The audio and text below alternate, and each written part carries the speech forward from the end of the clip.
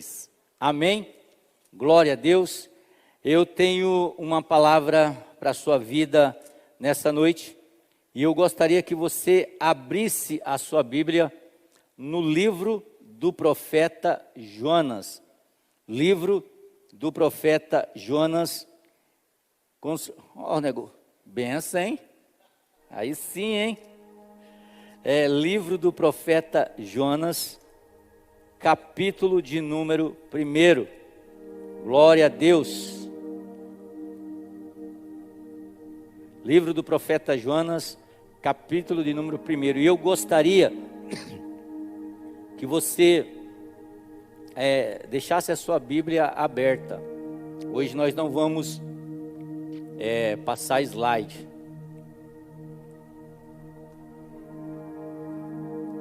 Quem achou, diga amém. Diz o seguinte: a palavra do Senhor, palavra de quem? Que veio a Jonas, filho de Amitai, dizendo: levanta-se, vai à grande cidade de Nínive e pregue contra ela, porque a sua maldade subiu até a minha presença. Jonas se levantou, mas para fugir da presença do Senhor. Para Tarse, desceu a Jope, encontrou um navio que ia para Tarse, pagou a passagem e embarcou no navio para ir com eles para Tarse, para longe da presença do Senhor. Amém? Antes de você entender, antes de você, da gente trazer, e nessa manhã eu quero trazer algumas lições para a nossa vida, baseado na vida do profeta Jonas.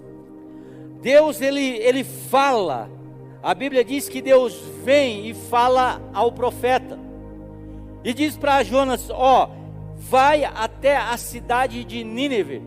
E quem era Nínive? Nínive era a capital da Síria, né? A Síria era o povo. Eu acho que a quarta-feira eu falei que o povo de Deus passou por alguns períodos de escravidão. Foi escravo do Egito, foi escravo da Babilônia, dos romanos, e também foi escravo da Síria. Nínive era a capital da Síria, e a Síria era conhecida, né? Os guerreiros assírios era conhecido pelas suas crueldades. Só para você ter uma ideia, alguns castigos que os soldados assírios colocavam naqueles que eram conquistados, eles cavavam um buraco e enterrava a pessoa viva somente com a cabeça, né, do lado de fora.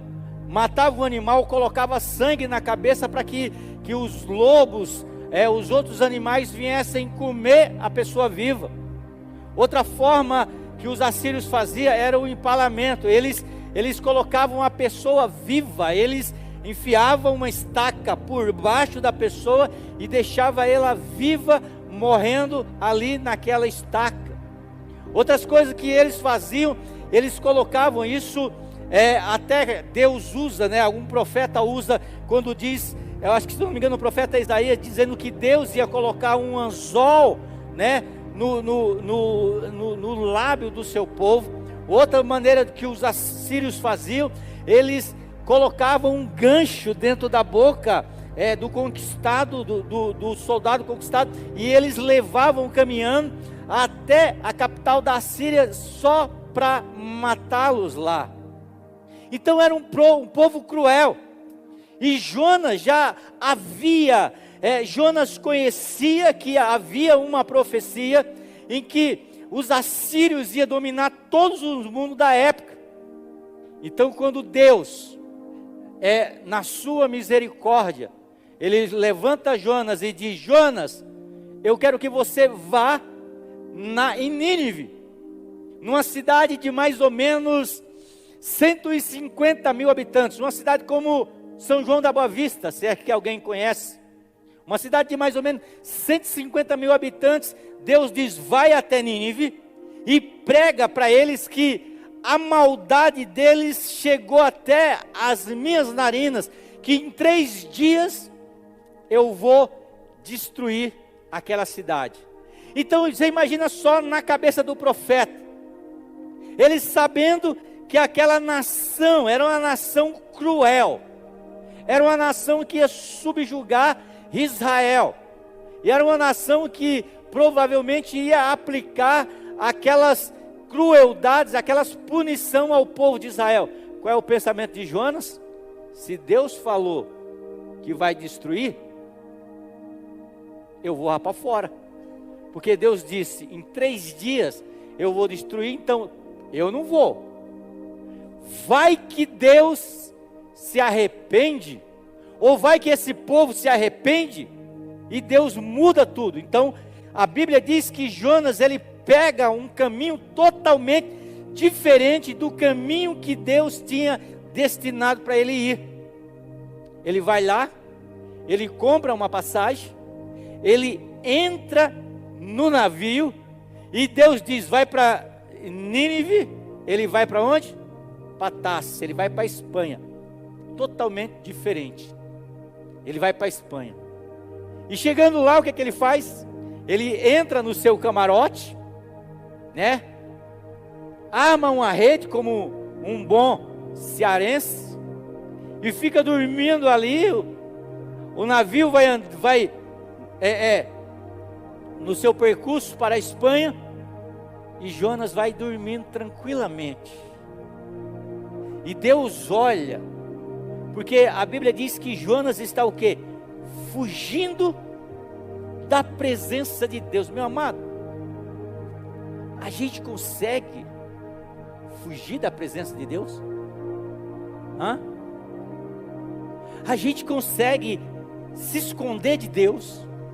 A gente consegue fazer alguma coisa que Deus não está vendo, que Deus não está enxergando? Mas na nossa cabeça a gente cai nessa falsa ilusão, que a gente faz determinadas coisas e Deus não está vendo. A gente pensa assim, a gente não diz, porque tem algumas coisas que a gente faz e a gente pensa, mas a gente não diz, a gente não consegue verbalizar. Você já chegou para alguém e falou assim, você sabe o que significa essa palavra? Aí a pessoa fala, eu sei, me explica. Ela fala, eu sei, mas eu não sei explicar, sabe? Eu sei para mim. Tem aquelas determinados assuntos que a gente sabe para mim. Então a gente sabe que nós não podemos se esconder de Deus, mas Jonas vai lá e se esconde. E de repente Deus olha, e Deus começa a mandar uma grande tempestade, a ponto daqueles marinheiros que são acostumados com os mares bravos, eles começam a ficar preocupados, porque o barco começa a querer afundar, e aí eles começam a aliviar o barco, e aquele pessoal que está indo em direção a Tarsis, eles não são cristãos, eles não conhecem de Deus, cada um tem o seu Deus, e a Bíblia diz que eles começam a cada um orar pelo seu Deus, para que o seu Deus acalmasse aquela tempestade. Mas quanto mais eles oram, quanto mais eles aliviam a carga para o navio ficar melhor de estar boiando, mais a tempestade vem, até que eles começam a clamar ao Deus dele, e aí eles começam a chamar todo mundo. Eles descem lá no porão do navio, na cabine do navio, vai batendo nas portas, e quando eles vai batendo em cada camarote, todo mundo já está acordado, mas quando ele chega no camarote lá onde Jonas está, o bonito está dormindo, o mundo está se acabando, e Jonas está dormindo. Alguém chega para ele e fala assim, ei, acorda, você não está preocupado, não, o navio está afundando, ora ao teu Deus. E aí eles comem, tipo, Jonas fica ali meio que na encolha, ele sabe que aquilo que está acontecendo por causa dele, mas ele não quer assumir a responsabilidade. Sabe, tem coisas na nossa vida que está acontecendo, por exemplo, o que acontece na nossa vida hoje é fruto daquilo que a gente plantou amanhã. Se nós queremos que a nossa vida seja diferente, precisamos começar a plantar hoje, para colhermos amanhã diferente, porque hoje nós estamos colhendo aquilo que fizemos no passado, aquilo que fizemos algum tempo atrás, mas amanhã pode ser diferente, amanhã a nossa vida pode ser diferente, se nós começarmos a plantar sementes diferentes na nossa vida hoje. Jonas sabe que o que está acontecendo por causa dele. E aí, o pessoal pergunta assim: olha, ei, o que está acontecendo? Cada um olha para a sua vida, começa a examinar e vê que não tem nada a ver. E aí ele diz assim, olham para Jonas e falam: Jonas, da onde que você vem? O que você faz?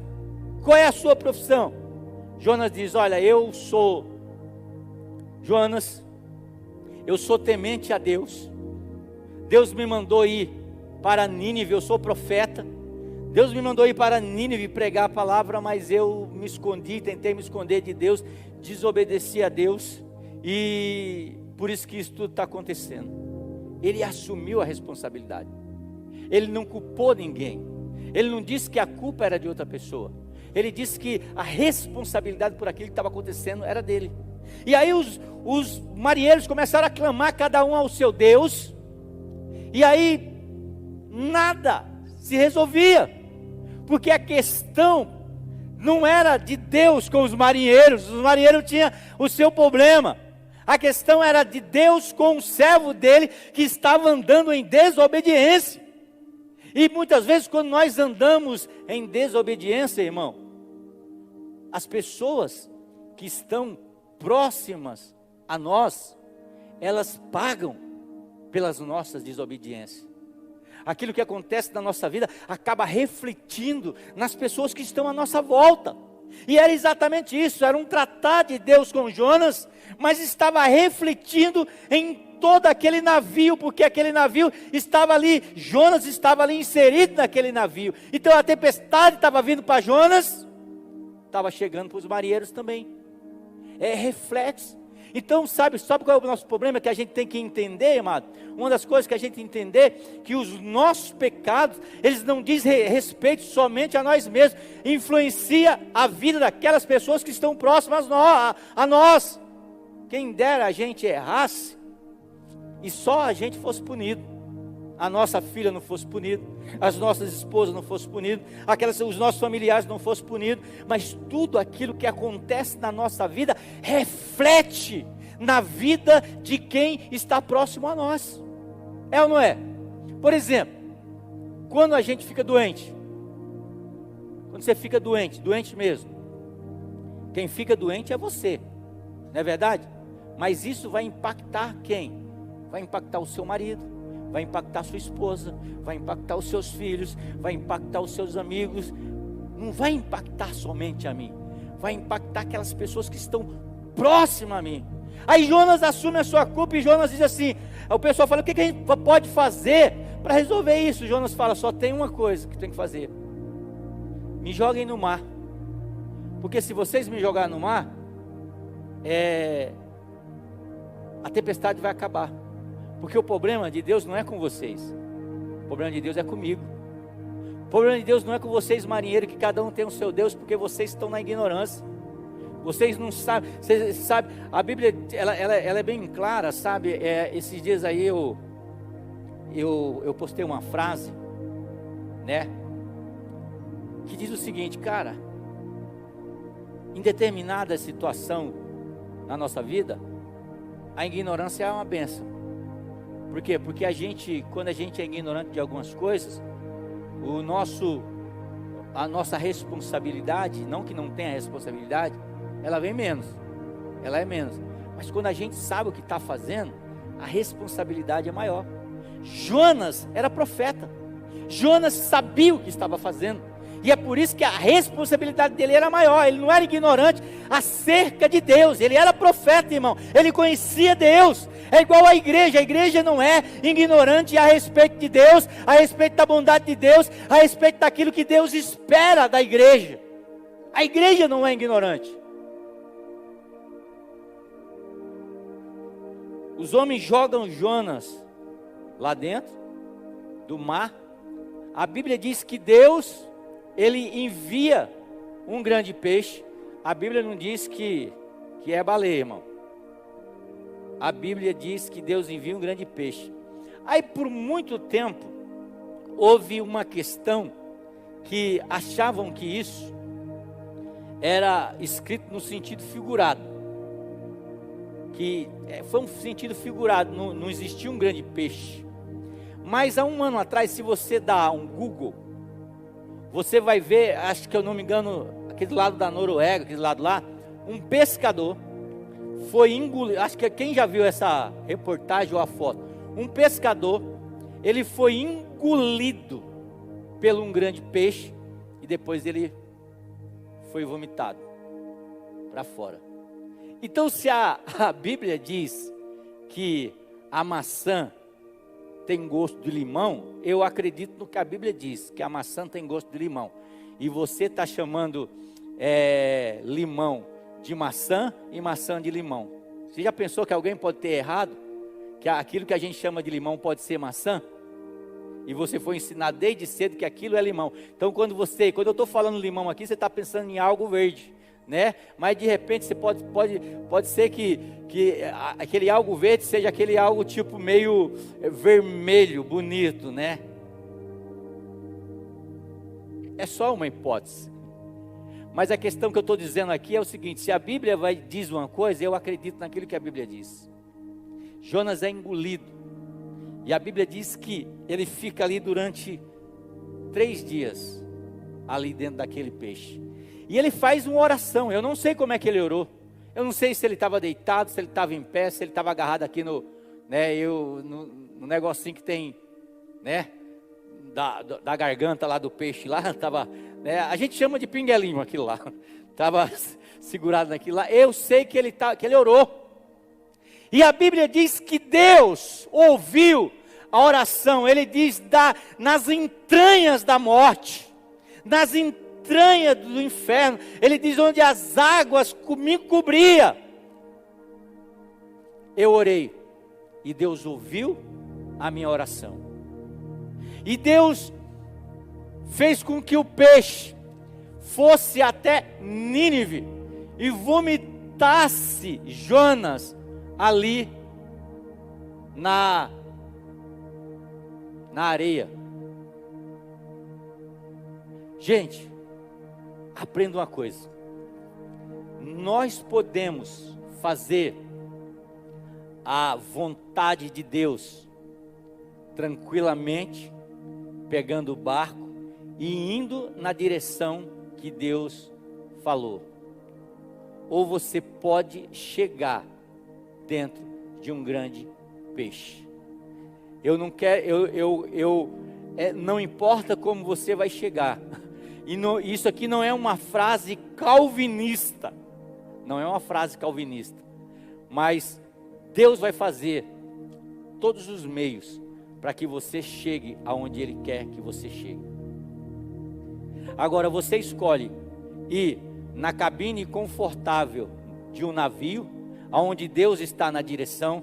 Você escolhe Deus controlar a sua vida e você obedecer a sua vida, ou você escolhe Deus permitir que a circunstância da vida, que a circunstância do mundo, que o diabo venha te afligir, a ponto de você chegar e ir sendo direcionado na direção que Deus quer para a tua vida. O importante é o seguinte: Deus vai te levar no local aonde Ele quer que você esteja.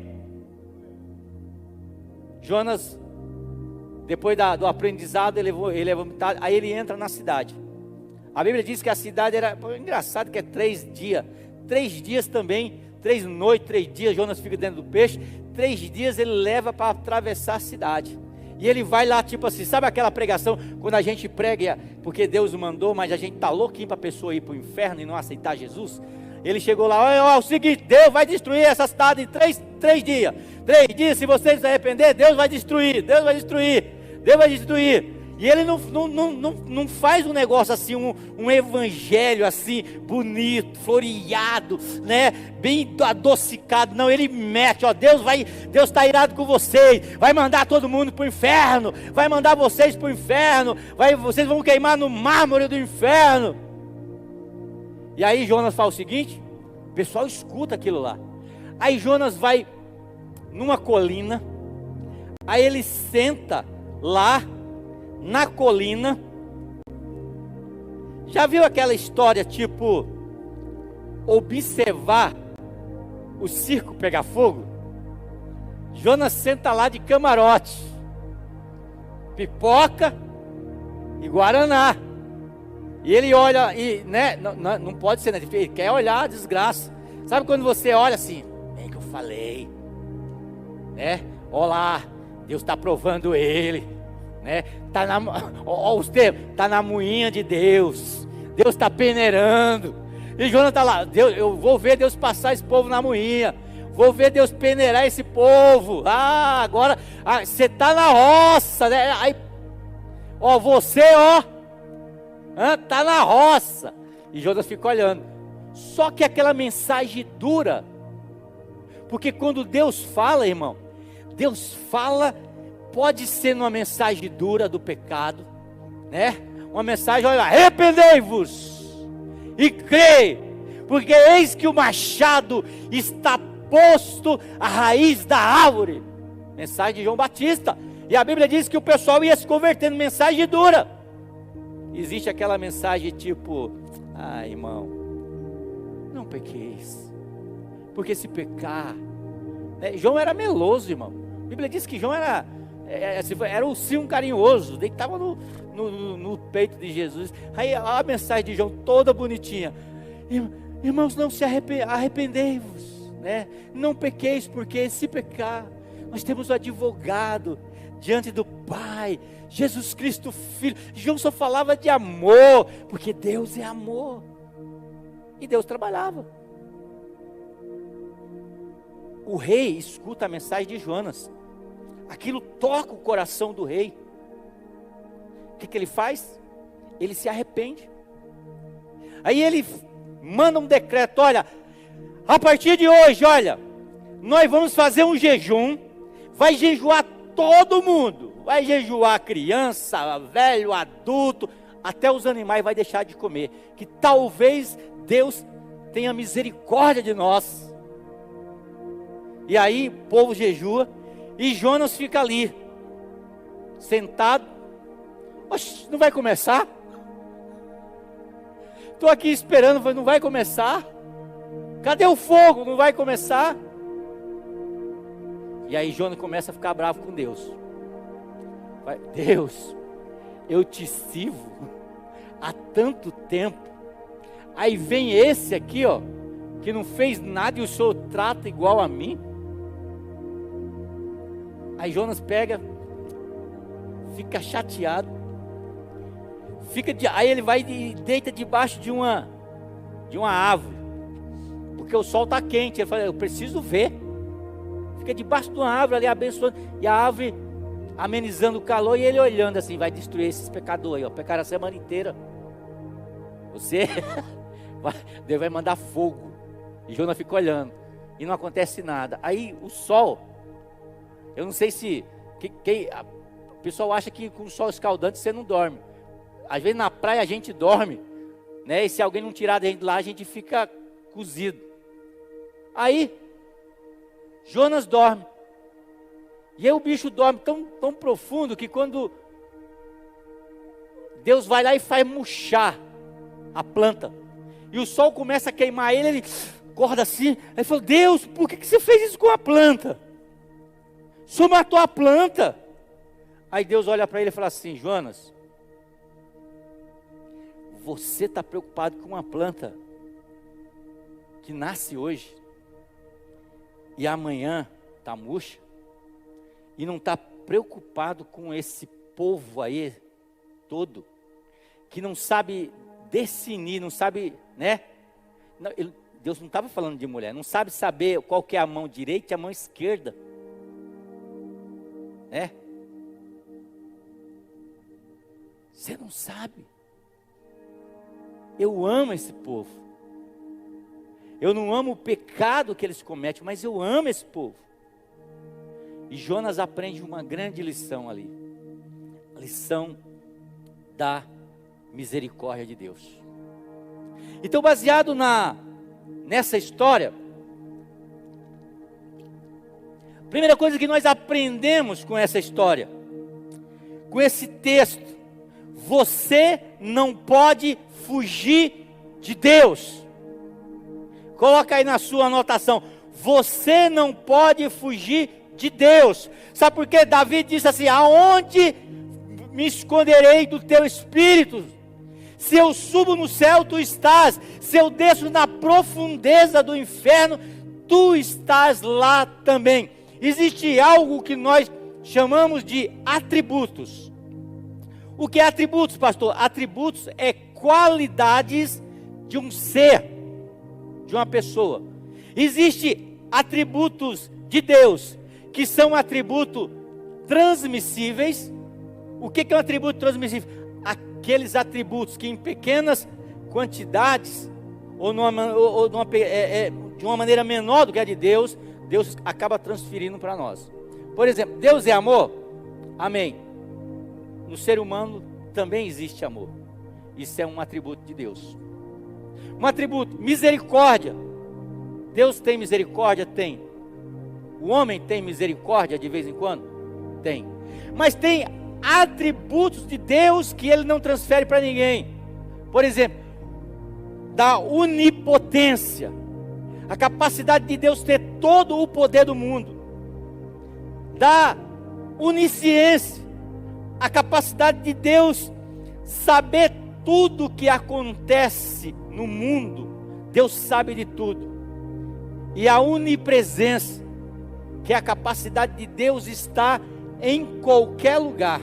Enquanto eu estou aqui, neste momento, pregando para você, Deus está aqui nessa manhã, amém? Mas Deus também está em outras igrejas. Deus está também nesse mesmo momento, em igrejas, em cidades de fora, em países de fora. Deus está também, por quê? Porque Ele é onipresente. Então não tem nenhum lugar aonde eu possa me esconder de Deus, porque Deus está presente em todo lugar. Então como é que eu vou fugir de Deus? Como é que eu vou fugir daquilo que Deus tem para a minha vida? Porque Jeremias, ele disse, o ministério de Jeremias, irmão, foi um ministério meio que, o livro de Jeremias é um livro bonito, mas o ministério de Jeremias era um ministério que nenhum pastor queria ter. Porque Jeremias foi um profeta que profetizou, pregou e não ganhou ninguém. Ninguém se converteu quando Jeremias pregou. Tem um livro de Lamentações que ele chora por a palavra de Deus não ser ouvida. Mas aí ele disse, eu vou parar de servir a Deus. Eu vou parar de falar de Deus. E a Bíblia diz, ele mesmo diz que quando ele pensou em parar de falar o nome de Deus, um fogo ardia dentro do coração dele. Quer as pessoas escutem ou não escutem, eu vou falar desse Deus maravilhoso que quer resgatar Israel. Então aprenda uma coisa, primeiro, não podemos fugir da presença de Deus. Jonas achava que estava escondido dentro daquele navio que estava indo para a Espanha, mas Deus estava vendo cada ação de Jonas. Então não fuja daquilo que Deus tem para a sua vida. Não fuja do propósito de Deus para a sua vida. Amém? Jonas estava sobre observação de Deus o tempo todo. Olha o que diz o livro de Jó, capítulo 34 e verso 21. Ele o declara corretamente, porque os seus olhos estão sobre o caminho do homem, e ele vê todos os seus passos. Aonde você vai, Deus está vendo. Provérbios capítulo 15, o verso 3 diz, Os olhos do Senhor estão em todo lugar, contemplando o mal e o bem. Você acha que aquilo que está acontecendo no país, Deus não está vendo? Gente, tem um monte de gente revoltada. E a gente fica, mas Deus está vendo, irmão. Deus está observando, porque a Bíblia diz que Ele contempla, Ele vê tanto o bom como o mal. E a Bíblia diz que vai julgar, irmão. Vai julgar todos nós um dia. Compareceremos, a Bíblia diz, diante do tribunal de Cristo. E receberemos cada um segundo as suas obras. Sabe, vai ter um tribunal onde, tipo, não vai ter canetada. Não vai. É um juiz justo. Hebreus capítulo 4, verso 3 diz: nem há criatura que não se manifeste diante dele, mas todas as coisas estão nuas e abertas aos olhos daquele com quem temos de tratar. Todas as coisas estão nuas, e abertas aos olhos daquele que temos de nos tratar. Presta atenção, quando Adão errou, sabe a primeira coisa que ele fez? Ele colocou uma folha ali de uma figueira para cobrir a sua nudez. Mas deixa eu te falar, aquilo não cobriu nada, porque a palavra de Deus diz que todas as coisas estão nuas. Você pode encobrir para o homem, você pode encobrir para as pessoas, nós podemos encobrir para o homem, eu posso encobrir para as pessoas, mas diante de Deus, todas as coisas estão nuas. Aquilo que é oculto, que é escondido para o homem, para Deus é aberto nitidamente em HD. Ele enxerga tudo. Eu posso esconder da minha esposa, posso esconder da igreja, mas Deus vê em Full HD. Ele olha cada detalhe. Apocalipse 2, o verso 23 diz: eu sou aquele que sonda as rédeas e os corações, e a cada um darei de acordo com a vossa obra. Vou perguntar uma coisa para você. Imagina que Deus aparece aqui nessa noite, nessa manhã, manda todo mundo ficar de pé, e Ele fala assim: olha, vocês venham aqui na frente, cada um por vez, porque eu vou recompensar cada um de vocês pelas suas obras. O que você ganharia? O que eu ganharia? Isso é sério, irmão. Isso é sério. Tiago diz que a fé sem obras, ela é uma fé morta. E Deus diz que existe uma recompensa para as nossas obras. Então, se Ele fizesse uma fila aqui para recompensar cada um de nós segundo as nossas obras, o que nós receberíamos? Deus vê todas as coisas e conhece o nosso coração. Quem era o profeta? Jonas. Quem era o povo mau da história?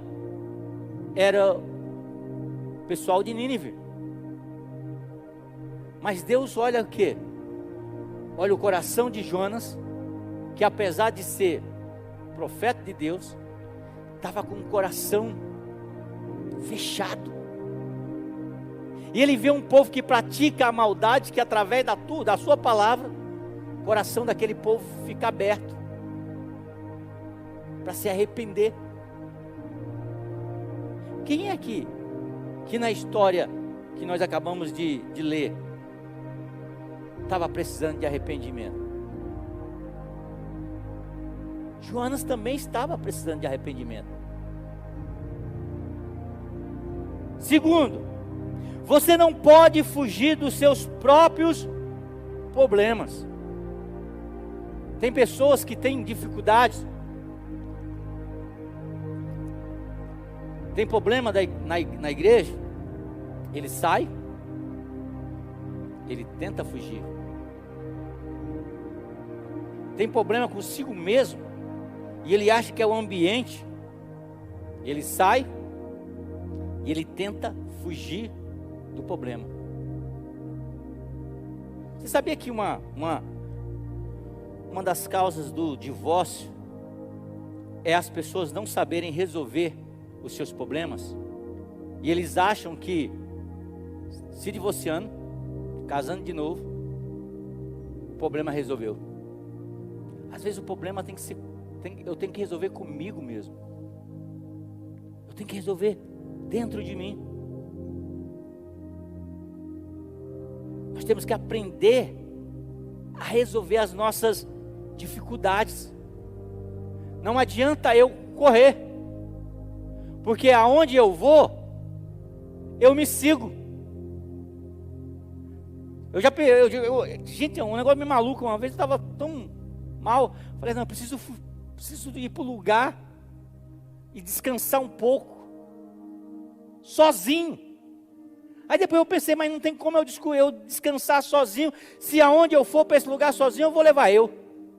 E o problema sou eu. E se o problema sou eu aonde eu for, eu vou estar levando o meu problema. Porque quem dera eu chegasse e falasse assim, olha, pastores, é o seguinte, eu estou com um problema comigo mesmo, então eu vou precisar de um descanso. Então você pode ficar com o meu problema aí enquanto eu vou descansar um pouquinho? Quem dera a gente pudesse fazer isso. Mas nós não podemos fugir dos nossos próprios problemas. Então o que a gente tem que fazer? A gente tem que encarar esse troço. A gente tem que resolver esse troço. Da onde vem a minha depressão, eu tenho que resolver essa bagaça. Da onde que vem a minha ira, eu tenho que resolver essa bagaça. Da onde que vem a minha tristeza, eu preciso resolver isso. Eu tenho que encarar os meus problemas. Eu tenho que olhar para mim mesmo quando eu estou, sabe, naquela fase ruim, naquela fase de marola, que a onda não está tão boa para surfar, e aí a gente vem aquelas marolas, eu tenho que olhar e falar assim, olhar no espelho de manhã bem cedo e dizer, hoje eu vou te vencer, cara. Ontem você me venceu, mas hoje é revanche. Hoje eu quero revanche. Hoje eu vou te vencer. Ontem venceu o Sandro triste. Ontem venceu o Sandro deprimido. Ontem venceu o Sandro desmotivado. Mas hoje eu vou te vencer, Sandrão. Hoje o Sandro motivado, o Sandro otimista, o Sandro cheio de fé vai te vencer hoje. A gente vai guardar e amanhã eu ganho. Então nós precisamos olhar para nós mesmos e vencer os nossos problemas, vencer as nossas dificuldades. Jonas criou o seu próprio problema. Jonas criou, ele estava sem problema. A única coisa que ele tinha que fazer era o quê? Ir lá pregar, não era problema dele se Deus ia salvar, não. Ele tinha que ir lá pregar, mas ele criou um problema para si. Quantos de nós, irmão, criamos problemas para nós mesmos? Jonas criou o seu próprio problema, mas sua solução foi o que? Foi não lidar com ele. Foi não lidar. Errou, irmão, conserta, trata, tenta lidar com os seus próprios problemas. Quantas vezes em nossa vida criamos as nossas próprias dificuldades? Gálatas capítulo 6 e o verso 7 declara assim, ó: não se engane, de Deus não se zomba. Tudo que o homem semear, isso também ele fará. O que Deus está dizendo? O que diz para nós hoje? Como é que está a tua vida hoje? A tua vida hoje, ela é o quê? Ela é uma colheita daquilo que você semeou no passado. Ninguém é culpado da tua vida estar assim. Ninguém é culpado de você estar sendo abençoado, ou ninguém é culpado de você estar passando por algum tipo de dificuldade, mas foi aquilo que nós semeamos no passado. Mas podemos, se a colheita de hoje ela é uma colheita boa para você, continue semeando aquilo que semeou no passado. Agora, se a colheita não é boa, testa uma semente diferente, irmão. Coloca uma semente diferente, que você daqui a um tempo você vai colher algo diferente. Como diz o Adriano, amém ou não amém? Romanos capítulo 14, o verso 12 diz: assim, cada um de nós dará conta de si mesmo a Deus. Eu não vou chegar para Deus e falar, eu estou assim porque o fulano fez isso comigo. Não, cada um dará conta. João 12, 48 diz: quem me rejeita e não recebe as minhas palavras, já tem quem o julgue. A palavra que eu tenho pregado, essa julgará no último dia. Deus resolveu. Como é que Deus resolveu o problema de Jonas? Deus resolveu, mas não foi do jeito que Jonas estava esperando. O que eu aprendo aqui em terceiro? Que a misericórdia de Deus pode ser rejeitada, mas é tolice agir desse jeito. É uma tolice rejeitar as misericórdias de Deus. A palavra de Deus, ela diz, sabe aquela frase que a gente gosta de dizer? As misericórdias do Senhor são a causa de nós não sermos consumidos. O que Deus falou para Jonas? Jonas, avisa para o pessoal de Nínive que eu vou destruir a cidade. Eu vou consumir a cidade. E era isso que Jonas estava lá em cima esperando. Deus vai mandar fogo, vai consumir a cidade. Mas a Bíblia diz que as misericórdias do Senhor é a causa de nós não sermos consumidos. Ao recusar a palavra de Deus, Jonas se viu na barriga de um grande peixe. Ele se viu em problemas. Ele se viu em dificuldade. Jonas capítulo 2, verso 8 diz: os que observam vaidade mentirosas, abandonam a sua própria misericórdia. Olha que Jonas está dizendo na oração que ele está fazendo no capítulo 2. E o verso 8: os que observam vaidades mentirosas, abandonam a sua própria misericórdia. Jonas olhou para ele e falou: olha, isso é vaidade. Querer, sabe, a desgraça dos outros. Querer que as outras pessoas se compliquem. Gente, isso é vaidade. Eu quero que ele pague. Você já notou que a gente quer que... eu quero que ele pague. Pastor, mas o fulano fez aquilo. E parece que ele não é punido. Parece que o mal compensa fazer o mal e o bem não. Compensa fazer as coisas erradas. A gente olha e diz, parece que compensa fazer as coisas erradas. A gente muitas vezes vive no mesmo drama de Asaf, no Salmo 73, quando a Bíblia diz que ele começa a olhar a prosperidade do ímpio, ele começa a olhar as pessoas desonestas se darem bem nas coisas. Ele diz, para que adianta servir a Deus? Mas o interessante é que a Bíblia diz que quando ele entra no templo do Senhor, e Deus se revela a ele, ele começa a ver o fim daquelas pessoas que vivem uma vida desonesta. Então Jonas, ele olha, e ele, dentro de um grande peixe, Deus começa a tratar a misericórdia dele. Com que frequência nós rejeitamos a palavra de Deus? Com que frequência nós rejeitamos a misericórdia de Deus? Paulo, ele fala em Tessalonicenses capítulo 2, o verso 10, ele fala sobre aqueles que amam a mentira mais do que a verdade. Com que frequência nós olhamos e rejeitamos aquilo que Deus tem para a nossa vida? Então Deus é um Deus de misericórdia. Certa vez chegaram para um dos apóstolos, Pedro, e perguntaram para Pedro: Pedro, nós ouvimos falar desde a geração dos nossos pais que Jesus Cristo vai vir, que Jesus Cristo vai julgar a terra, que Jesus Cristo vai buscar a sua igreja, e o que a gente observa é que o mal prospera, o que a gente observa é que o ímpio prospere. Aí Pedro diz assim: olha, Deus, Ele está usando de misericórdia, Ele está dando um tempo para aquelas pessoas que estão andando em mau caminho, eles possam se arrepender, para que no dia do julgamento, eles não possam dizer que não tiveram a oportunidade de se arrepender diante de Deus.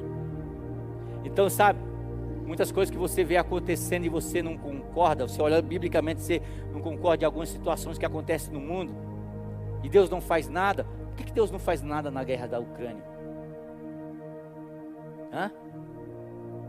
Por que Deus não faz nada? Porque muitas pessoas estão morrendo de fome no mundo. Perguntaram para mim, por quê? Porque aquelas crianças que morrem ali, numa guerra que não tem nada a ver com elas, numa guerra como a guerra que está acontecendo entre a Ucrânia e a Rússia, que era uma guerra que a gente pensava que ia demorar tipo uma semana, que no começo os jornais pareciam, porque o jornal é assim, é igual um monte de urubus, né, de abutres, que eles não podem ver carniça, que eles ficam ali fuçando a carniça, e parece quando aparece uma carniça mais fedida, aí eles vão para lá, e no começo falava-se muito, e algumas pessoas acham que até acabou a guerra lá, não, mas está continuando, já faz 9 meses que está lá. E a gente pergunta, e Deus não tem nada a ver com isso? Deus não vai fazer nada? Vou te explicar uma coisa, irmão. Primeiro, existe uma coisa que a gente tem que entender. Todos nós temos livre-arbítrio. Até o presidente da Ucrânia, até o presidente da Rússia tem livre-arbítrio. Segundo, eu acabei de falar, tudo aquilo que nós fazemos respingam nas pessoas que estão lá, mesmo que elas não devam. E terceiro, mais importante do que a vida aqui nessa terra, é a vida que Deus preparou na eternidade. Deixa eu te falar uma coisa para você, Deus não está preocupado em muitas vezes mudar o plano dele, de alongar a nossa vida aqui na terra. Deus está preocupado se você vai viver uma vida eterna, porque essa vida nossa, ela é uma vida passageira. Então Deus está tão preocupado que Ele já o quê? Ele já trabalhou, já mandou o seu Filho Jesus Cristo morrer pela humanidade, para que eu e você possamos viver uma vida transbordante na eternidade. Então tudo aqui é passageiro, irmão. Tudo aqui vai passar. Quando chegar o meu dia, eu vou, e acabou. Porque o plano para Deus não é um plano para você viver num corpo corruptível o resto da sua vida aqui nessa terra. O plano de Deus é que você viva com Ele e com aqueles que amaram a Ele numa eternidade. Sabe, a gente vê um monte de... Esse tempo atrás, estava à moda aqueles filmes de vampiro, né? E aí eu fiquei pensando assim, você já imaginou se Deus te desse a imortalidade aqui nessa vida? Você vê seu pai morrendo, seu marido morrendo, seus filhos morrendo, o neto dos seus filhos, o filho dos seus filhos morrendo, seus amigos morrendo, todo mundo morrendo, e você vivendo aqui para sempre. Isso é cruel, irmão. Agora você imagina, se chegar o nosso dia de a gente ir e viver uma eternidade juntamente com Cristo, com aquelas pessoas que amaram a Jesus, sempre. Por isso que a Bíblia diz, não haverá dor, não haverá tristeza, porque a vida em Jesus Cristo está lá. Então, amado, que nós possamos aprender a ter misericórdia daquilo que Deus tem misericórdia, no nome de Jesus. Você pode ficar de pé, eu quero orar com você neste momento e abençoar a sua vida no nome de Jesus. não fuja daquilo que Deus tem para a tua vida. Não fuja do propósito que Deus tem na tua vida.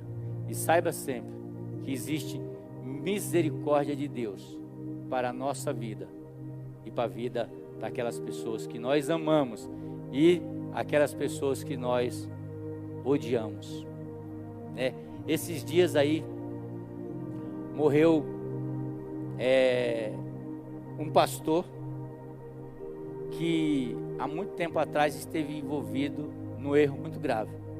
Era pastor da igreja Batista da Lagoinha, o Guilherme de Pádua. Todo mundo lembra da história que ele foi acusado de matar a sua esposa. Pagou a sua pena, Deus transformou a vida dele e ele morreu.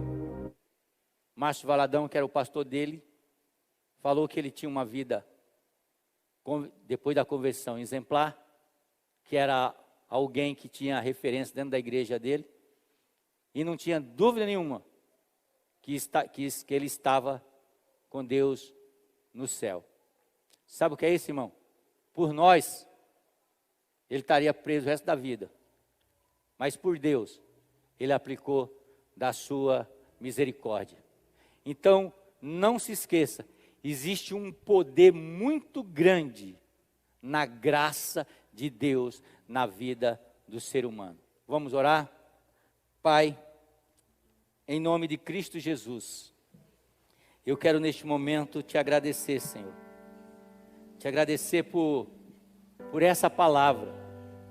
Te agradecer, ó Deus, pela tua misericórdia que tem invadido o nosso coração, que tem nos abençoado. Que o Senhor possa derramar da tua graça, que o Senhor possa derramar do teu poder, Pai. Em nome de Jesus Cristo, teu Filho. Abençoa, meu Deus, a tua igreja. Abençoa o teu povo, Senhor.